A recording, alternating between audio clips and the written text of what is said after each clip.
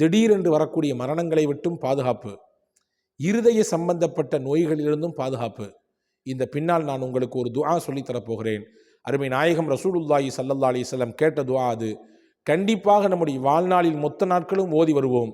அஸ்ஸலாமு அலைக்கும் வரஹ்மத்துல்லாஹி வபரகாத்துஹு. அன்புக்குரிய சகோதர சகோதரிகளே, திடீரென்று ஏற்படக்கூடிய இழப்புகள், மரணங்கள், பெரும் சோதனைகள் இன்னைக்கு காலகட்டத்தில் அது தொடர்ச்சியாக வருவதை பார்க்கிறோம். அதனால் பல சமயங்களிலே மன ரீதியாக, சிந்தனை ரீதியாக நாம் அப்படியே சோர்வடைந்துறோம் இல்லையா?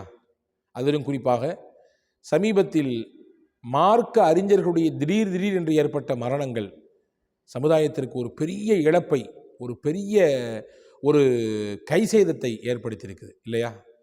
குறிப்பாக மௌலானா தர்வேஷ் ரசாதி ஹசரத் அவர்கள், சென்னை வடபழனியினுடைய 35 ஆண்டுகால இமாம், அவர்களுடைய திடீர் மரணம் பல பேருடைய உள்ளத்தையும் புரட்டி போட்டிருக்கு.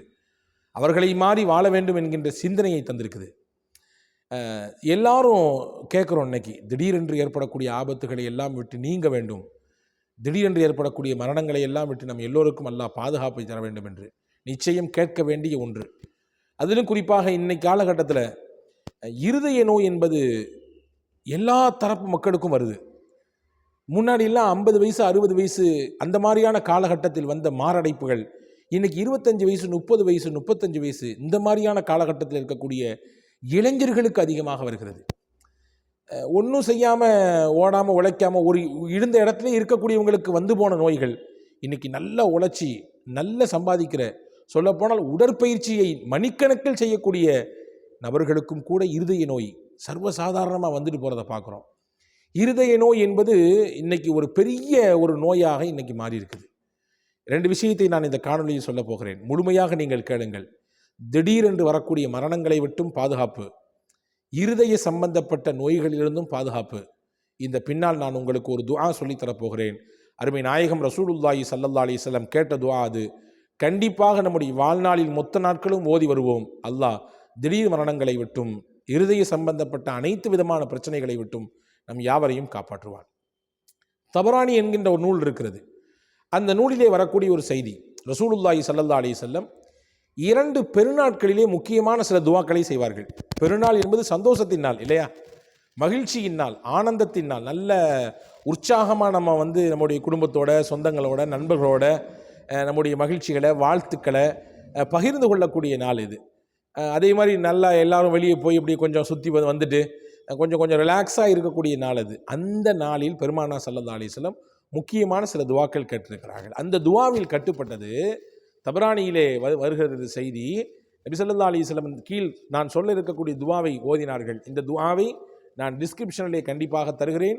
அவசியம் பார்த்து படித்து மனநமிட்டு எல்லோரும் ஓத வேண்டும். வீட்டில் பெண்கள், ஆண்கள், வயதிலே பெரியவர்கள், இளைஞர்கள் எல்லாரும் ஓதி வர வேண்டும். ரசூலுல்லாஹ் கற்றுத் தந்த துவா இது. இதை ஓதுவதன் வழியாக திடீர் மரணங்களை விட்டு பாதுகாப்பு பெறலாம். அதே போன்று இருதய சம்பந்தப்பட்ட அடைப்புகள், மாரடைப்புகள், அதனால் ஏற்படக்கூடிய பாதிப்புகள் எல்லாவற்றை விட்டும் அல்லாஹ் பாதுகாப்பான். என்ன துவா அது? என்ன ஓதினார்கள் பெருமானா ஸல்லல்லாஹு அலைஹி வஸல்லம்?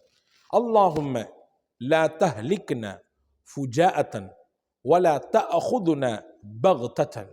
யா அல்லாஹ், யா அல்லாஹ், திடீரென்று எங்களுக்கு வரக்கூடிய இறப்பின் மூலமாக எங்களை நீ அழித்து விடாதே ரப்பே.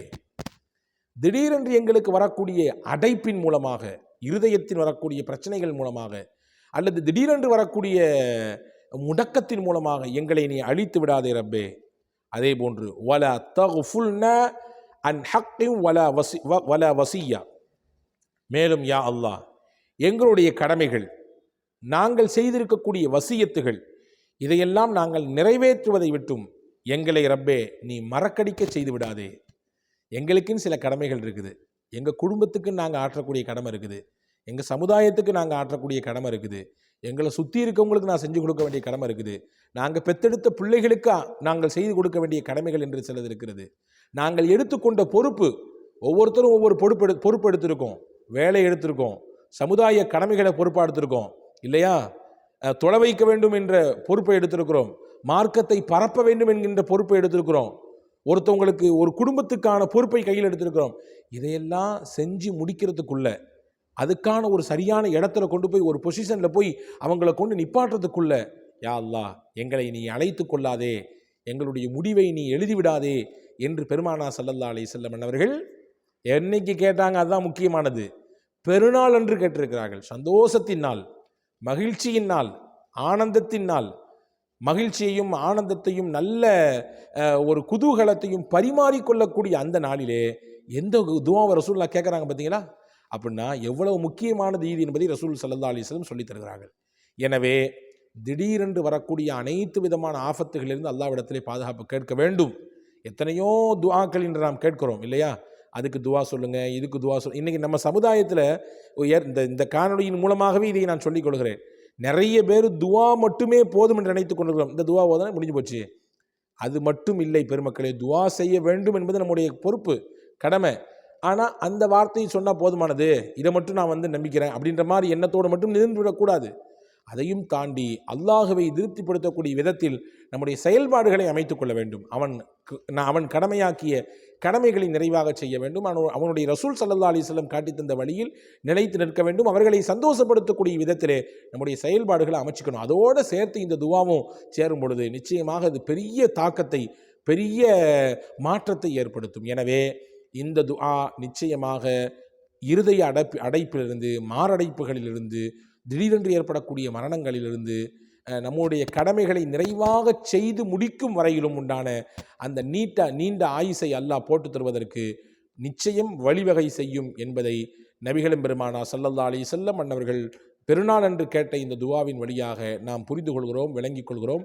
வல்ல அல்லாஹ் நம் யாவருக்கும் திடீரென்று ஏற்படக்கூடிய எல்லா விதமான ஆபத்துகள், முசீபத்துகளை விட்டு, திடீர் மரணங்களை விட்டு உங்களையும் என்னையும் எல்லா மக்களையும் காப்பானாக. குறிப்பாக மார்க்கத்தை அந்தந்த பகுதிகளிலே, தங்களுடைய ஊர்களிலே, தாங்கள் பணி செய்யக்கூடிய இடத்திலே திறம்பட எடுத்து வைத்துக் கொண்டிருக்கக்கூடிய அறிஞர் பெருமக்கள், உலமாக்கள், மதரசாக்களிலே ஆசிரியர்களாக இருக்கக்கூடியவர்கள், பள்ளிவாசல்களிலே இமாம்களாக இருக்கக்கூடியவர்கள், நான் சமூகத்திற்கு கேட்டுக்கொள்கிறேன், இந்த காணொலியை பார்க்கக்கூடிய எல்லோருக்கும் சொல்லுகிறேன், அவர்களுடைய ஆரோக்கியத்திற்கு, அவர்களுடைய நீண்ட ஆயுசிற்காக வேண்டி எல்லோரும் துஆ செய்யுங்கள். ஏனென்றால் உலமாக்கள் தான் மார்க்கத்தோடு மக்களை கொண்டு சேர்க்கக்கூடியவர்கள்.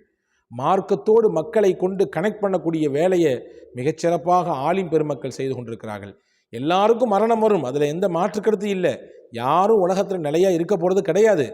ஆனாலும் அவர்களின் ஆயுசு கொஞ்சம் நீட்டிப்போடு இருக்கிற பொழுது அதன் மூலமாக சமுதாயத்துக்கு பல பலன்கள் கிடைக்கும்.